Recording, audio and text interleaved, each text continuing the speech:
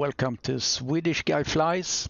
We are looking at this beautiful Vision Jet, and today I'm going to do a video with just the startup sequence, maybe a little bit more in detail so you can see exactly where everything is when I go through the startup. I normally do it pretty quickly. So I thought this would be just a step-by-step orientation on where everything is, go through the checklist that's built into the airplane that works really well. So let's get inside.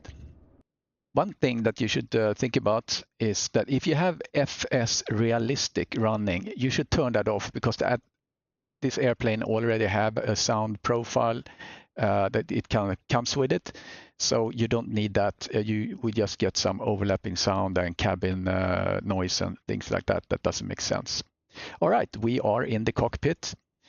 And we have our Bose headset sitting up there by the window. Just a quick orientation. There are all the fuses. Here's the little iPad. Here's the yoke.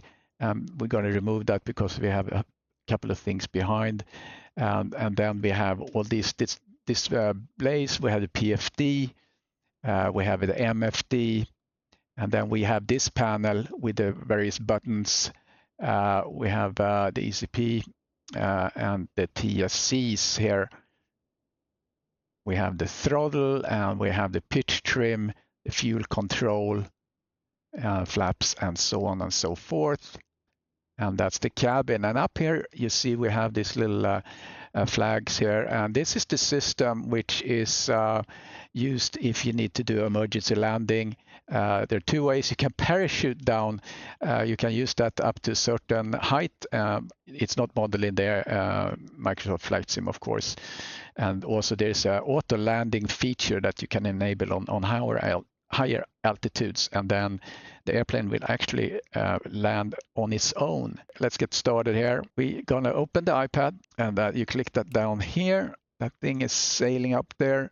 And on the statics, maybe you saw outside here, we had the shocks on, we have the pitot heat covers, we have a cover for the jet, and we have a cover down here, or the little flag.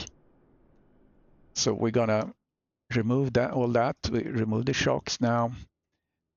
Covers and protectors. Registration shadow, I'm not really sure what that is. I think it has to do with the registration of fuselage. You can do other things too. You can open the luggage door and engage external GPU if you want to. Luggage, this is just different luggage types, if you will, that you can click, and you will see that inside the luggage compartment. We are cold and dark today. And this is where you get rid of the headphones, and they disappear when you click that one.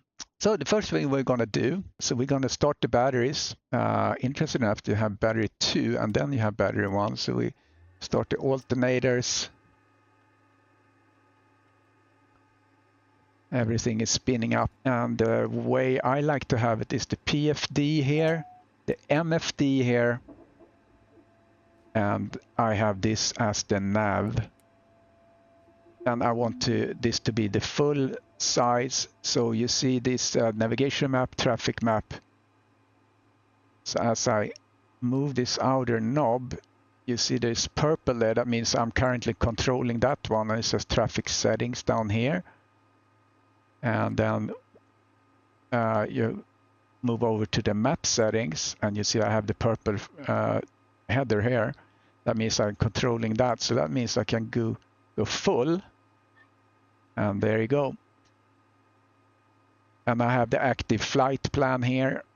And you can set that in the settings here. And one thing I also like to do is to have this selected, which is you get this little blue banana showing when you're gonna meet your altitude target. And this is flight plan text. That's the inset window here. You engage that to get that.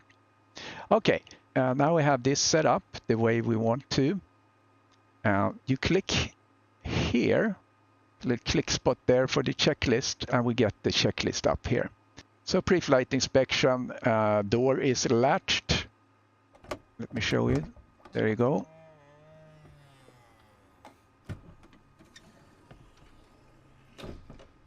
close it. Click there. And latched under here. And I have engaged that offline, so on my controller. And batteries 1 and 2, we've done that. Gen 1, Gen 2, we engaged that. We don't have the external GPU. Verify active FADEC channel is displayed. There it is, FADEC channel A. We just go to the next checklist. So strobe lights, we want the strobe lights on. Strobe light is here. And check for CAS message. The only thing we have is the parking brake that's engaged, which is good. Thrust lever, it is in idle. And brakes, we're supposed to hold the brakes here while we do the next step. And that's the engine knob run. Here's the engine knob. You set that to run. And you hear this noise and you see fuel pump on, showing on the CAS. We have that one. Fuel pump, verify the fuel pump on is on. Yes, it is.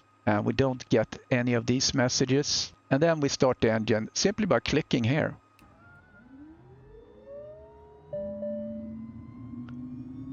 Various tests are starting now.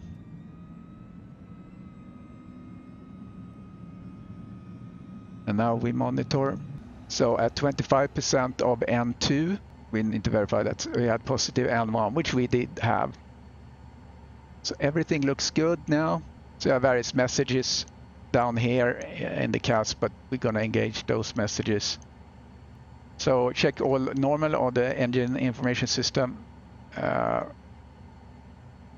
Engine IPS as required. ECS control panel has been set. External GPU not applicable. Oxygen master switch on. We have this little puff initialization. You have initialization here, system test, and we do pre-flight test. Engine fire test. It's funny, she doesn't say the F, she says higher. Okay, that's completed. Then initial fuel. So what I do, I set the fuel using the Microsoft Flight Sim fuel panel here. And then I use fuel on board sync. And then weight and balance. And this is something that you would do. You would take this information from your operational flight plan, from if you SimBrief for others. And then you put in whatever cargo was planned. And then you see your takeoff weight here. And if this takeoff weight is a problem, it will show you that. So that's that piece of the setup. And then next thing is to do your flight plan. And the easiest way to do this is to use SimBrief.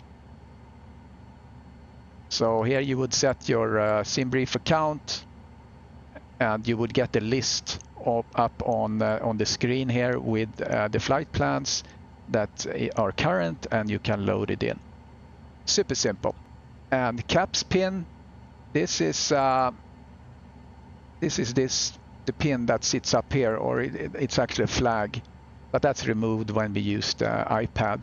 And passengers are briefed, seatbelt secured, and bleed switch. This is the fresh air, and you can actually put that on as long as you have had the batteries on for 2 minutes. You can put the fresh air on. It's nice to have some fresh air in the cabin. It can be hot, obviously. So there we are. That's all to actually have the airplane up and running. The other items is the before taxi items. That might be another video, or you just look at one of my other videos where I actually go through this. But now we have the airplane up and running, and that was the objective for this video. So I hope you like this. If you have any comments, let me know.